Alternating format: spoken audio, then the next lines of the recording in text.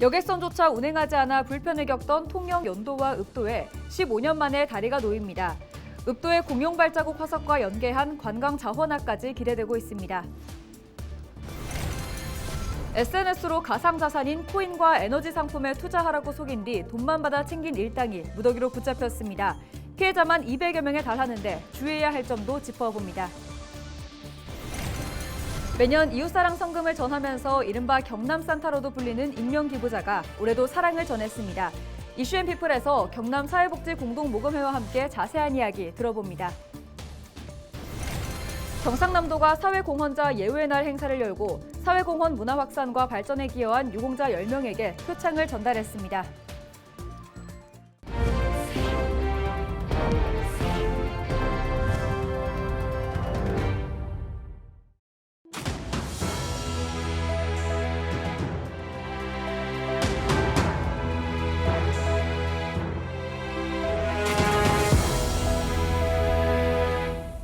시청자 여러분 안녕하십니까? 헬로티비 경남뉴스입니다. 고령 인구가 늘고 이용객이 줄어 십수년 전 여객선 운항마저 끊겨버린 통영 읍도와 연도라는 섬이 있습니다.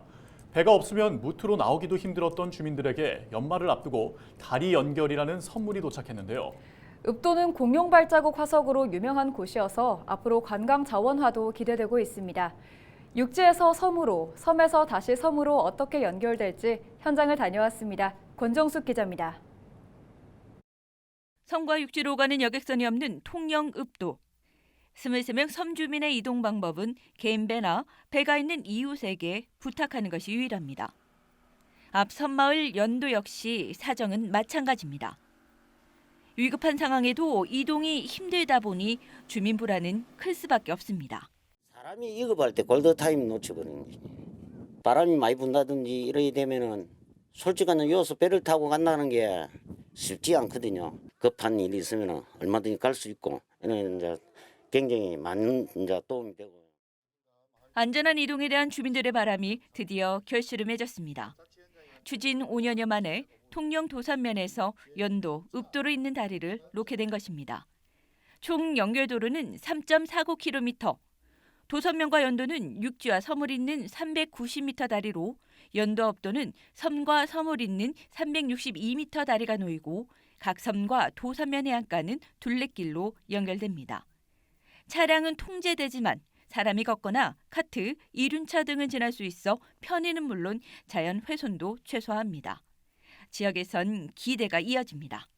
숙박 시설도 생길 수도 있고 누리지 못했던 걸 누릴 수 있지 않겠나 그런 생각. 마을 주민들이 합심해서 뭔가 이루어내야 되지 않겠나 이렇게 생각합니다. 읍도는 공룡 발자국 화석으로 유명하지만 이동 수단이 없어 쉽게 가기 어려웠던 곳. 통영은 둘레길과 해수욕장 등 즐길 공간까지 조성해 이곳을 관광 명소로 만든다는 계획입니다. 해상 보도교가 완공이 되면 섬 주민 정주 여건을 개선해 삶의 질을 향상하고 공룡 발자국 화석 유적지와 연계한 새로운 섬 관광 수요를 창출할 것으로 기대합니다. 첫 삽을 뜬 다리의 완공 시기는 2026년 9월. 통영은 내년에도 송도 항림다리 사업을 구성하며 섬 주민의 삶과 관광 개발이란 두 마리 토끼 잡기를 이어갑니다. 헬로티비 뉴스 권정숙입니다.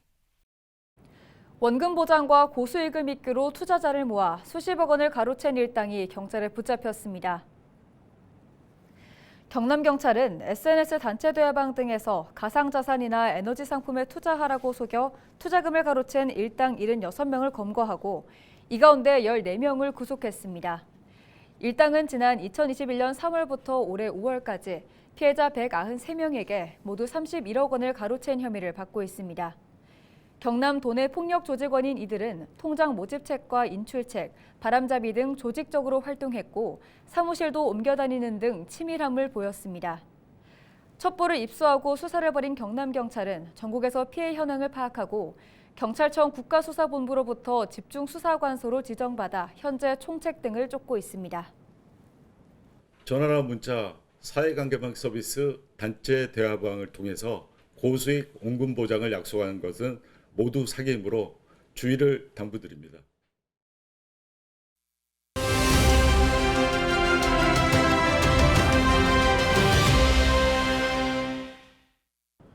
올해도 찾아온 익명 기부자 소식 전해드렸죠. 매년 이웃사랑 성금을 전하면서 이른바 경남 산타로도 불리고 있는데요. 경남 사회복지 공동모금회 모금팀 전화 연결해서 추위 속 훈훈한 익명 기부자 소식 자세하게 들어보겠습니다. 팀장님 안녕하세요. 네, 안녕하십니까. 경남 사회복지 공동모금회 이숙미 모금사업팀장입니다. 네, 먼저 이 익명의 기부, 올해는 어떻게 전달해 온 걸까요? 네, 어제 아침 저희 사랑의 열매 사무실에 발신자 표시 제안으로 해서 전화가 한 통 왔습니다. 성금을 사무실 문 앞에 놓았으니까 찾아가 달라는 전화였고요. 그때 이제 저희는 익명의 나눔 천사구나라고 생각을 했고, 올해도 어김없이 기부를 하시는구나라고 좀 이렇게 생각을 했습니다. 사무실 문 앞에 저희가 상자 한 박스가 놓여져 있었는데, 상자를 펼쳐보니까 지폐와 동전 그리고 편지가 함께 동봉되어 있었어요. 그래서 편지 내용을 보면 뭐 1년 동안 넣었던 적금이라면서 그 무료 급식소로 성금을 지원을 해서 옛날처럼 어르신들이 배고프거나 뭐 고독사가 없기를 희망한다고 적혀 있었고요. 저희 모금회에서 그 동전까지 있었던 걸로 비춰봤을 때는 적금 이자까지 모두 저희 사랑의 열매로 기부한 게 아닌가 그렇게 생각이 들었습니다. 네, 이 익명의 기부자, 그러니까 경남 산타가 이번이 처음이 아니잖아요. 그동안 어떤 나눔 활동을 해왔고 또 모금액은 얼마나 될까요? 네, 2017년도부터 저희 경남 사랑의 열매를 통해서 익명으로 기부를 시작하셨고요. 그 당시에도 이제 편지에 2011년도부터 매달 적금을 넣은 돈이라면서 이렇게 기부를 하기로 했다고 했었습니다. 그래서 그때 첫 기부액이 약 2억 6천만 원 정도였거든요. 그 이후로 이제 우리 사회에 뭐 호우라든지 산불 피해 같은 그런 사회적 이슈가 있을 때마다 그리고 이제 코로나로 인해서 다들 힘들어할 때 또 익명으로 편지와 함께 기부를 좀 해오셨고요. 그래서 지금까지 보니까 한 17차례 정도, 그래서 총 기부 금액은 6억 1천만 원 정도 성금을 기부를 해주셨어요. 네. 네, 현재 경남 사회복지 공동모금회에서는 나눔 활동도 하고 있습니다. 우리 경남도민들에게 전하고 싶은 말씀 있으신가요? 네, 이번 주부터 급격히 지금 날씨가 추워졌는데요. 지금 현재 고금리, 뭐 고환율, 고물가로 인해서 자영업자들을 비롯해서 기업들 굉장히 힘든 지금 상황을 보내고 있는 것 같습니다. 사실 이것 때문에 기부 심리마저 위축되지 않을까 조금은 저희가 지금 우려되고 있는 상황인데요. 어려운 이웃들은 이럴 때일수록 더욱더 힘들어지고 있기 때문에 꼭 큰 금액이 아니더라도 나보다 더 어려운 이웃들을 한 번씩 생각해 보면서 따뜻한 마음을 보내주셨으면 좋겠습니다. 그래서 의미 있고 기분 좋은 실천으로 2023년 올 한 해도 잘 마무리하셨으면 좋겠어요. 네, 오늘 말씀 여기까지 듣겠습니다. 고맙습니다. 네, 감사합니다. 지금까지 경남 사회복지 공동모금회 이숙미 모금사업팀장과 이야기 나눴습니다. 네, 계속해서 다음 소식입니다. 진현호 앵커, 밀양하면 딱 떠오르는 음식 있나요? 글쎄요, 밀양하면 아무래도 저는 돼지국밥이 먼저 떠오르는데요. 네, 그렇습니다. 밀양하면 돼지국밥 많이 떠오르시는 분들 많은데요. 밀양시는 영남로와 표충사 등 관광으로 잘 알려졌지만 지역을 대표하는 먹거리는 돼지국밥뿐이었습니다. 밀양시가 새로운 이색 먹거리 개발에 나섰는데요. 전주현 기자의 보도입니다. 테이블에 진열된 다양한 음식들. 이 음식들은 깻잎과 고추, 장어 등 모두 밀양을 대표하는 특산물 3가지를 주재료로 하는 밀양 삼합입니다. 저희는 밀양 삼합이라는 컨셉으로 밀양의 특산물을 소개하고자 제품을 개발을 했습니다. 개발하면서 총 4가지를 개발하게 되었고요. 각각 재료 활용도를 많이 높이기 위해서 이번 개발에 참여하게 되었습니다. 이날 지역민과 농민단체, 상인 등이 참여한 시식회에는 밀양 삼합을 비롯해 고기말이, 파이, 모히또 등이 선보였습니다. 시민들은 시식회에서 맛본 4가지 음식 중 가장 맛있었던 음식에 투표하고 맛과 대중성에 대해 냉철하게 평가합니다. 이거는 어른들 먹기는 좀 괜찮은데 애들 먹기는 조금 매운 것 같고 다른 거는 괜찮은 거고 떡 있잖아요. 찰떡연 거 저기 좀 먹으면 괜찮은데 조금 얇은 거. 밀양을 찾는 관광객들이 입을 모아 이야기했던 것이 밀양만의 특색 있는 먹거리가 없다는 점. 영남루와 표충사 그리고 내년에 개장할 선샤인 밀양 테마파크 등 관광 산업이 발달되어 있는 반면 밀양에서 먹거리는 돼지국밥뿐이었습니다. 밀양시는 이번 밀양 삼합을 시작으로 지역 특색에 맞는 다양한 먹거리 개발에 나설 계획입니다. 저것저것 홍보가 더 뒤따라줘야 될 것 같고요. 밀양 시민들뿐만 아니라 밀양을 방문하는 여러 관광객들 그리고 또 타 외지분들이 밀양에 오면은 밀양 삼합은 꼭 먹어봐야 되겠다. 그런 욕심이 날 수 있도록 다양한 이벤트를 또 진행할 계획이 있습니다.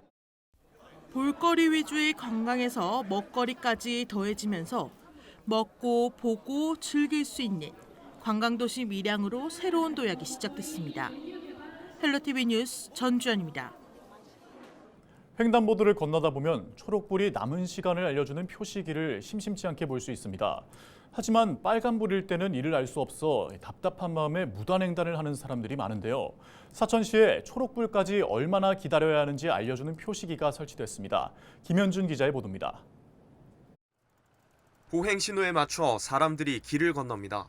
이내 정지를 알리는 적색으로 신호가 바뀌더니 표시기에 붉은색 숫자가 나타납니다. 빨간불에서 초록불로 바뀌기까지 남은 시간을 알려주는 적색 잔여 시간 표식입니다. 지난해 580여 건의 교통사고가 발생한 사천시.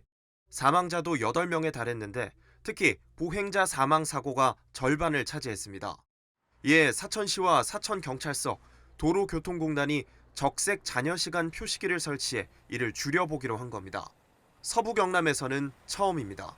적색 잔여 시간 표시기 사업은 이 보행자를 위한 건데 사실은 교통 사망 사고의 한 38%가 보행자 사고로서 보행자의 안전이 지금 확대돼야 될 사항인데 삼천포 운동장 사거리 등 보행량이 많은 6곳에 설치했는데 우회전 차량의 무리한 진입으로 인한 사고를 예방하고 무단 횡단하는 보행자의 심리를 억제하는 데 도움을 줄 것으로 기대하고 있습니다.